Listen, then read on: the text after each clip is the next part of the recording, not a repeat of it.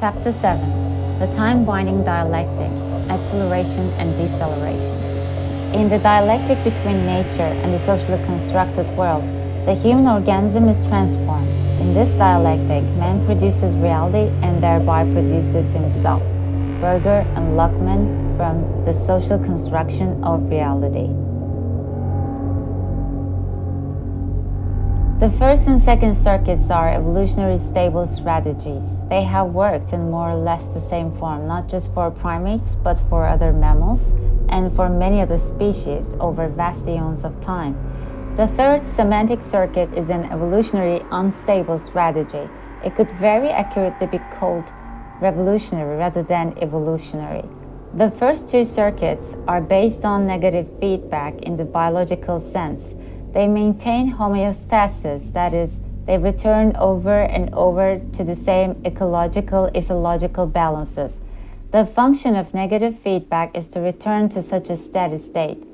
The time-binding semantic circuit is not based on such steady-state positive feedback. It is a mechanism of what cyberneticists and biologists call positive feedback. It does not return to a steady state, but constantly seeks a new equilibrium at a higher energy level. Negative feedback returns to a fixed point, like a thermostat. Positive feedback seeks a moving goal, like a guided missile. The first two circuits maintain that which is more or less constant in human affairs. They are totally cyclical and relate directly to the cycles found in history by Vico, Hegel, and similar philosophers. The third circuit has always been hemmed in and heavily sanctioned with rules, laws, prohibitions, taboos, etc., because it breaks up such cycles. It leads, if unleashed, to an upward hurling spiral. In societies where the third semantic circuit has been partially unleashed, it has never been totally freed in any society. The upward spiral immediately appears. This used to be known as progress before that word became unfashionable. The upward spiral, whether we call it progress or not, is characteristic of what Karl Popper calls open societies. These are secular, humanistic societies, cultures relatively free of taboo and dogmatism. Such freedom, up to and including the present, is only relative because many taboos are unconscious and pass themselves off as common sense or common decency, etc. Whoever challenges them is by definition a heretic, by definition a traitor, or by definition an irresponsible nut. Rationalists who dominate in relatively open societies also have their own taboos, as we shall see. It was historian Henry Adams who first conceived the idea that there might be a mathematical expression describing the rate of change of human societies. Under the influence of Newton's physics, Adams suggested, and he was very tentative about this, a fact to be remembered by those who ridicule his naivety, that the utilization of energy might move forward as the inverse square of time, just as Newton's gravity functions as the inverse square of distance. Accepting the anthropology of his day, Adams assumed humanity in its present form was about 90,000 plus years old. He then reckoned that it took most of that time to arrive at Galileo, the scientific method, the beginnings of the Industrial Revolution, and the great leap forward in energy utilization characteristic of the modern age or the open society. Since 300 is the inverse square of 90,000, Adams assumed that the next great leap was happening while he was writing around 1900, 300 years after Galileo.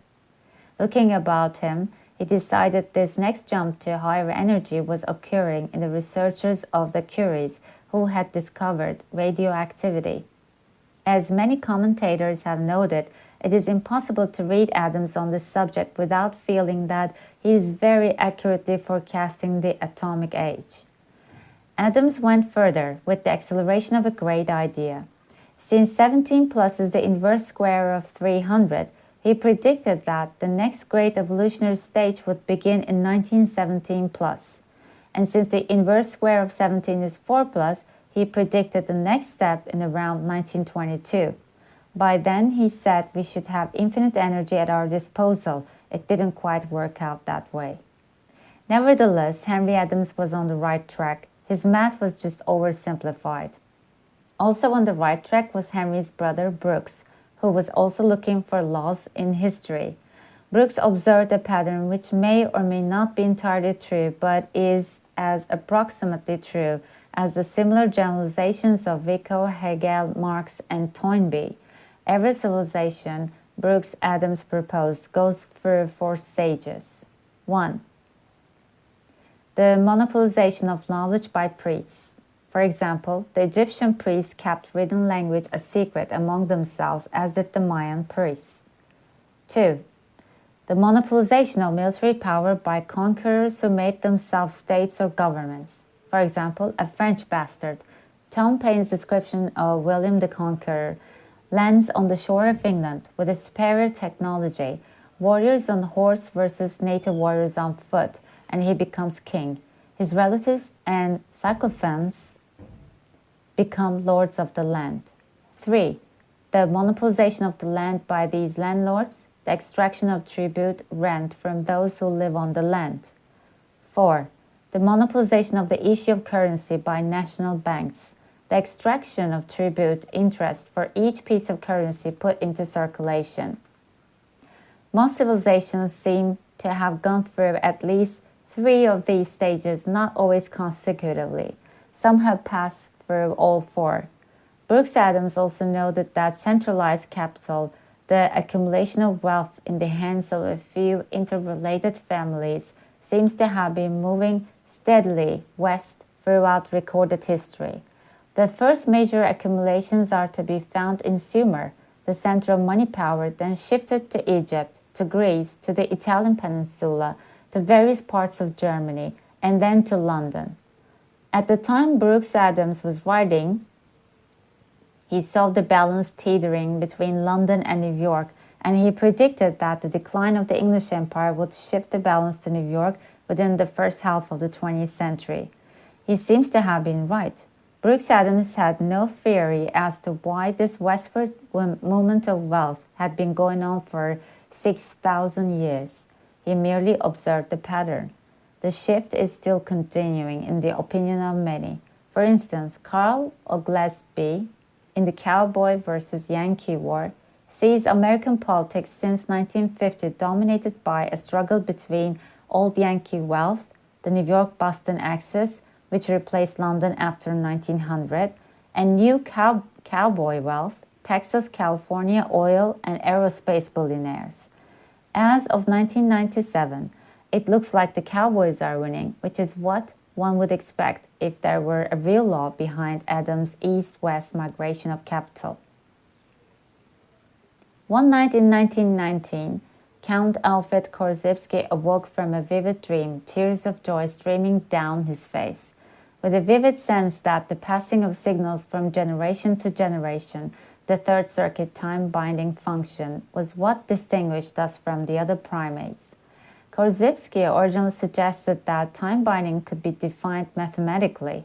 He dropped this idea later. His math was as inadequate as Henry Adams, but it is worth looking at for a moment to retrace the steps by which the actual law of acceleration was discovered. What Korzybski assumed at first was that if all the inventions, discoveries, etc. of some hypothetical first generation of humans could be represented by P, and the rate by which the second generation could surpass this by r, then mathematically the sum total of inventions, discoveries, etc. at the end of the second generation would be PR. Quite true. Algebraically, then after a third generation, the stockpile would be PRR, and after 4 generations, PRRR. Generalize this becomes PRT, where T is the number of generations from whatever generation you have picked as your baseline. The curve of, if you put it on graph paper, ascends more rapidly with each generation. Korzybski was looking straight at what Alvin Toffler later called future shock and was trying to write a mathematical formula for it. Many variables in economic technological history do, in fact, fit Korzybski's PRT function, but others do not. The math, again, was too simple, and everything does not change at the same rate. Nonetheless, Korzybski, like Henry Adams, was groping toward the truth. Acceleration is real, and it is intimately connected with time binding, the passing of signals between generations. What underlies the accelerations noted by Henry Adams and Korzybski is nowadays known as a selection of negentropy out of stochastic processes. Our understanding of this is chiefly due to almost simultaneous discoveries, 1946-48, by quantum physicist Erwin Schrödinger, mathematician Norbert Wiener, and the electronics communication expert at Bell Laboratories, Claude Shannon. A stochastic process is a random series, but it's a special kind of random series. In a stochastic process, some agent or agency is making selections, picking out of the randomness a pattern that is not random. A pattern that it's not random is known mathematically as information. Information can also be defined as organization or as coherence. Gregory Bateson has defined information as differences that make a difference. Information, coherence, differences that make a difference, Korzybski's time binding, these are all aspects of the unpredictable.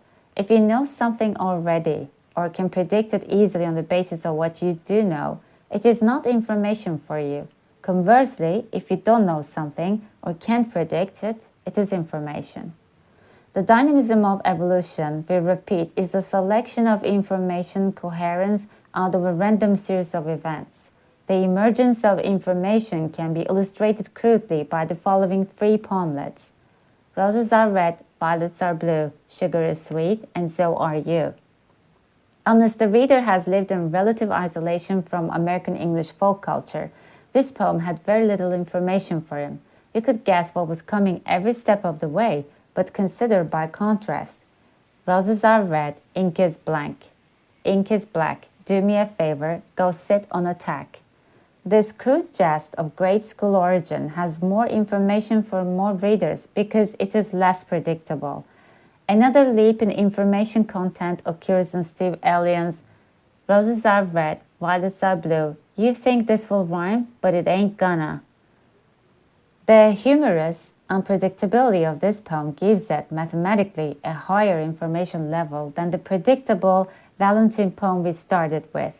If this is still obscure, try it in terms of Bateson's elegant simplification. Information is difference that makes a difference. Information is also known mathematically as negative entropy, or in a widely used abbreviation, negentropy. Entropy is a measure of the deadness of a system. Negentropy or information is a measure of the liveliness of a system. Evolution is always a matter of at least two stochastic processes, each one acting as selector of the others.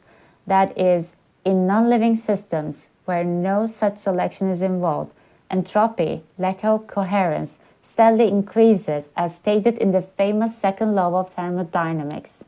In living systems, due to stochastic co-selection, negentropy, information, steadily increases. In Schrödinger's phrase, life feeds on negative entropy. Life feeds on negative entropy. Life is an ordering, selecting, coherence-making process. Without getting embroiled in metaphysics, life, or evolution, behaves as if it were always aiming at higher coherence. For instance, higher intelligence. This process accelerates because it is, as Shannon demonstrates mathematically, logarithmic.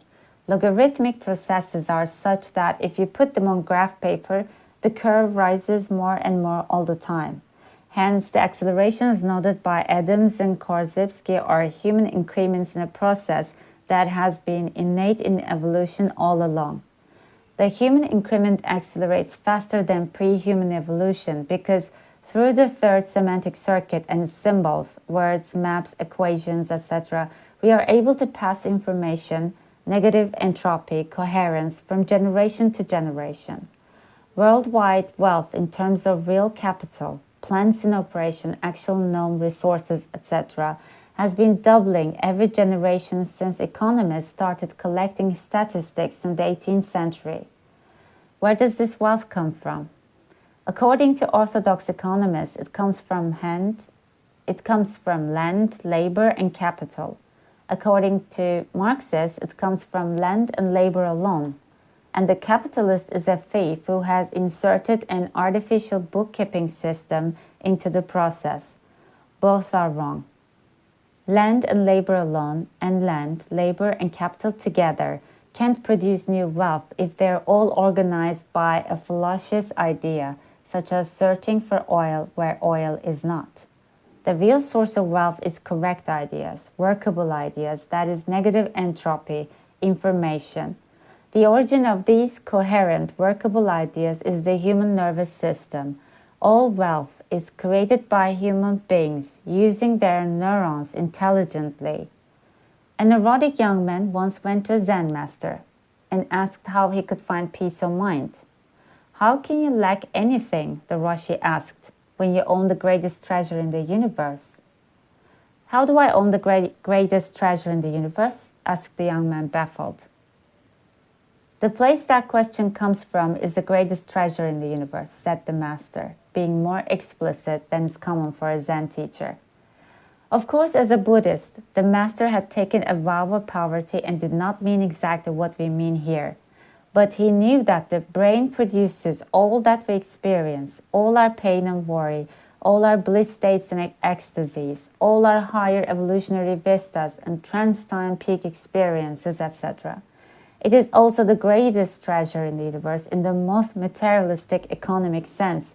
It creates all the ideas which, socially employed, become wealth: roads, scientific laws, calendars, factories, computers, life-saving drugs, medicines, ox carts, autos, jet planes, spaceships. If you are not alone in the wilderness, lift your eyes from the page and look about.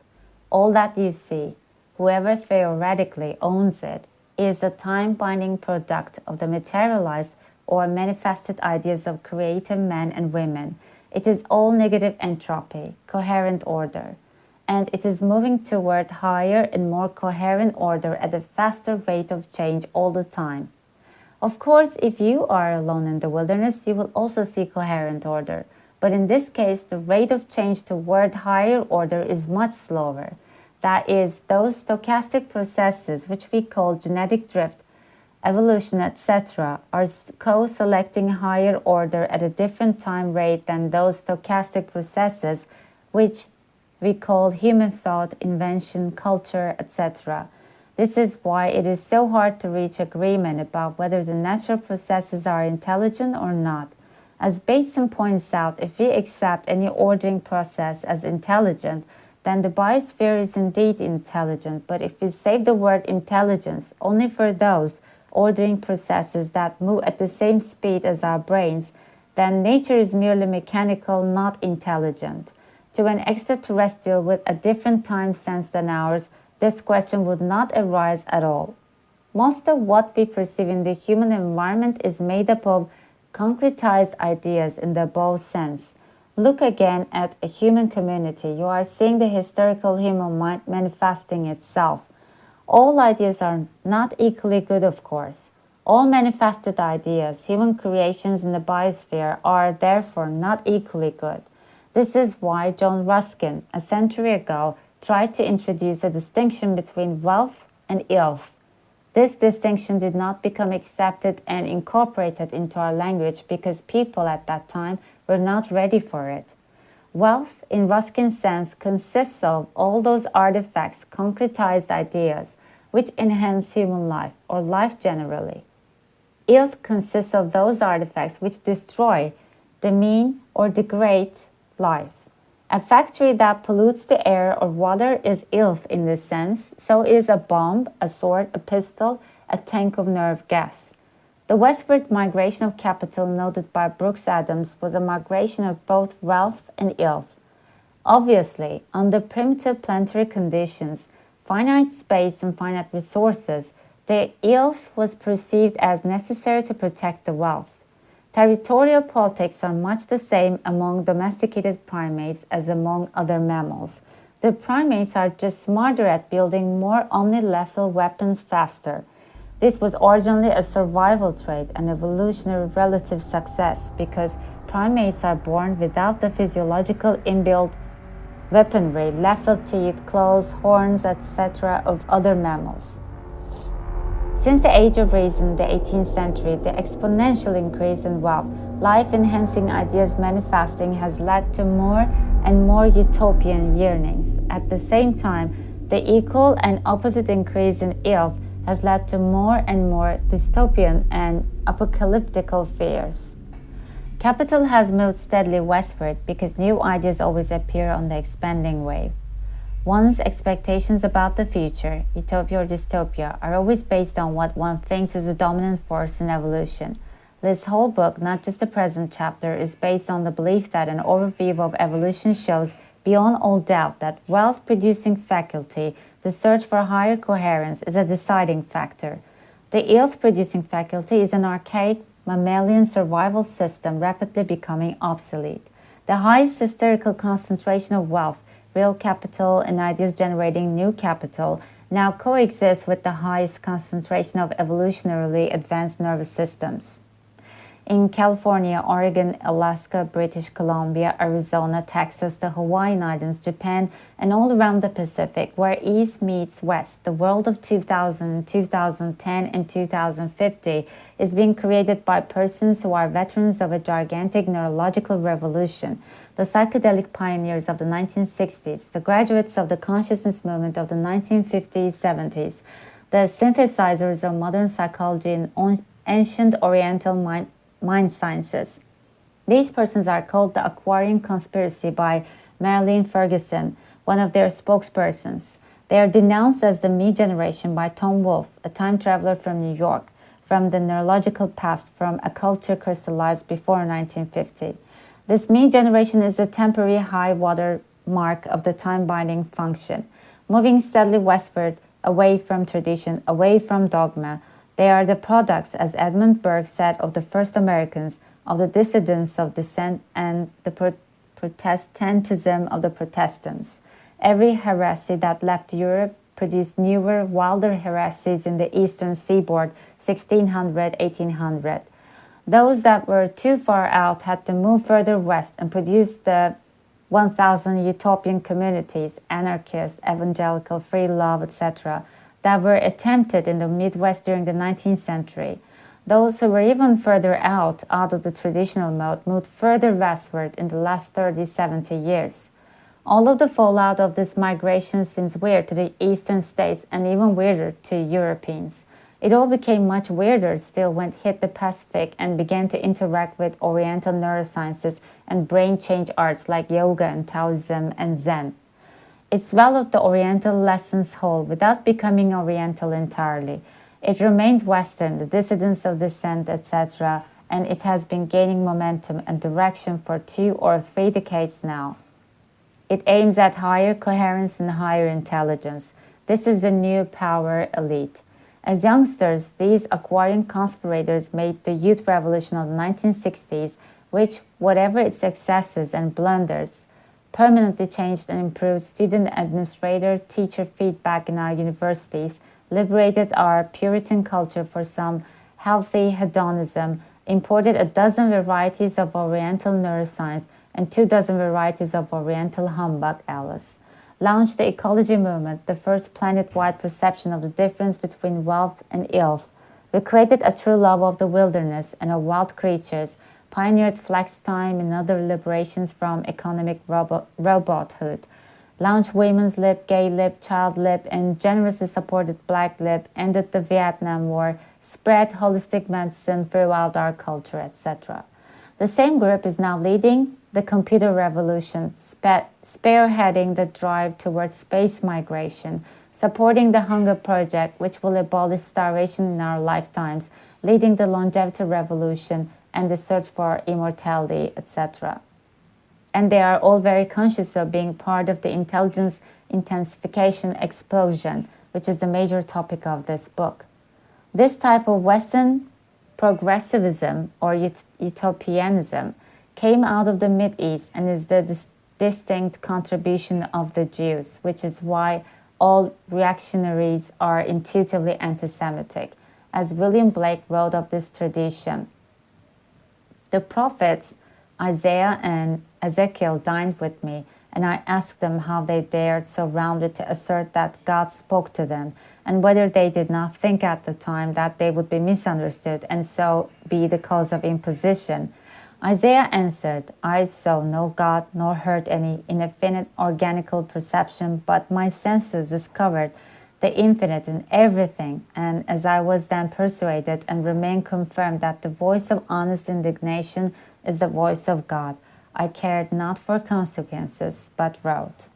This vision of the infinite in everything is common to East and West. What is distinct to Western out of the Jews is the voice of honest indignation against every institution which would deny or demean the infinity within each human soul. The release of our full human potential to let the light of Prometheus shine everywhere is a distinctly Western mystic tradition and does not appear in Hinduism, Buddhism, Taoism, or any Eastern religion. Thomas Jefferson developed his view that all men are created equal from the perception of the infinity within each of us, which he learned from the Scottish philosophers Wright and Hodgson. It was also from Hodgson that Jefferson got his idea of unalienable rights, which Congress, in the interest of stylistic elegance, altered to inalienable rights. The Scottish Enlightenment, like the French and English Enlightenment, was the beginning of the materialization and manifestation of the Judeo-Christian vision of the heavenly city. It was also this 18th century Illuminati circle which introduced the concept of progress, the conscious formulation of the symbolism of Prometheus. This vision has been under so much attack in recent decades that to defend it at all will seem archaic and eccentric to many readers. Nonetheless, evolution is real. Quantum jumps do occur throughout the biosphere and throughout human intellectual history. We are riding a mounting tidal wave of rising consciousness and expanding intelligence which is accelerating whether we like it or not. By and large, most people, and especially most ruling elites, have not liked this acceleration factor.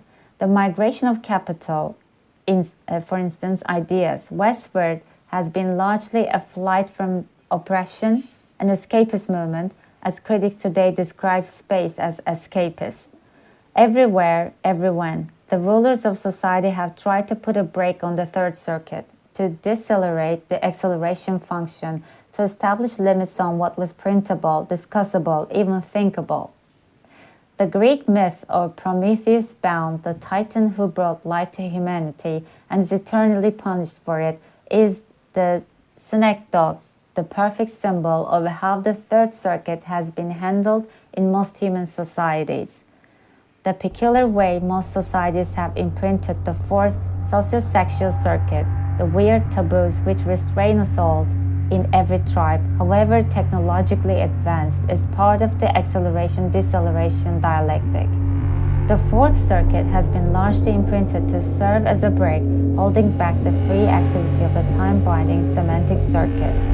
This is the hysterical function of taboos and morality.